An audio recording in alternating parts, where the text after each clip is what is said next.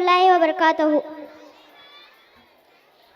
ಪ್ರೀತಿಯ ಸ್ನೇಹಿತರೆ, ಶಿಕ್ಷಕರೇ, ಪೋಷಕರೇ, ನಾನು ಸ್ವಾತಂತ್ರ್ಯ ಹೋರಾಟದಲ್ಲಿ ಕರ್ನಾಟಕದ ಹೋರಾಟಗಾರರ ಪಾತ್ರ ಎಂಬ ವಿಷಯದ ಕುರಿತು ಒಂದೆರಡು ಮಾತಾಡಲು ಹೆಚ್ಚಿಸುತ್ತೇನೆ. ನಮ್ಮ ದೇಶ ಭಾರತ ಸ್ವಾತಂತ್ರ್ಯಕ್ಕಾಗಿ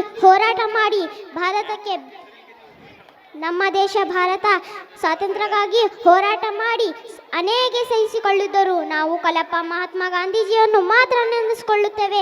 ಅದರ ತಮ್ಮ ರಾಜ್ಯ ಕರ್ನಾಟಕದಲ್ಲೂ ಹಲವಾರು ಸಹಿಸಿಗಳು ಸ್ವಾತಂತ್ರ್ಯ ಹೋರಾಟದಲ್ಲಿ ಪಾಲುಗೊಂಡಿದ್ದವರು. ಅವರು ಆದರೆ ತಮ್ಮ ಪ್ರಾಣವನ್ನು ಮನೆದಿಟ್ಟು ದೇಶಕ್ಕೆ ಮುಕ್ತಿಗಾಗಿ ಹೋರಾಟ ಮಾಡಿದರು. ಅವರಲ್ಲಿ ಪ್ರಮುಖವಾದರು ರಾಣಿ ಚೆನ್ನಮ್ಮ, ಕೆಂಪೇಗೌಡ, ಟಿಪ್ಪು ಸುಲ್ತಾನ್ ಮುಂತಾದ ಧೀರದ ಹೋರಾಟಗಳನ್ನು ಕಾಣಬಹುದು. ಹೈದರಲ್ಲಿ ಅವರು ಮೈಸೂರಿನಲ್ಲಿ ಬಿಟ್ಟಿದ್ದೇನೆ ಧೀರವಾಗಿ ಹೋರಾಟದಲ್ಲಿ ಒಬ್ಬರು. ಅವರು ದಯದಿಂದ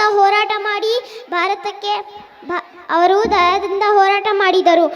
ಅವರ ಕಾಲಾನಂತರ ತನ್ನ ಮಗನಾದ ಮೈಸೂರಿನಲ್ಲಿ ಹುಲಿ ಎಂದು ಪ್ರಾಮುಖ್ಯತೆ ಪಡೆದಿದ್ದ ಟಿಪ್ಪು ಸುಲ್ತಾನ್ ರಣರಂಗಕ್ಕೆ ಇಳಿಸಿದರು. ಆದರೆ ತನ್ನ ಸಂಪತ್ತನ್ನು ಮಕ್ಕಳನ್ನು ಇಟ್ಟು ಭಾರತಕ್ಕೆ ಬೇಕಾಗಿದ್ದ ಹೋರಾಟ ಮಾಡಿ ಯುದ್ಧ ನಡೆದುಕೊಂಡರು ಎಂದು ಮಾತಾಡಲು ಇಲ್ಲಿಗೆ ನಿಲ್ಲಿಸುತ್ತೇನೆ. ಅಸ್ಸಲಾಮು ಅಲೈಕುಂ.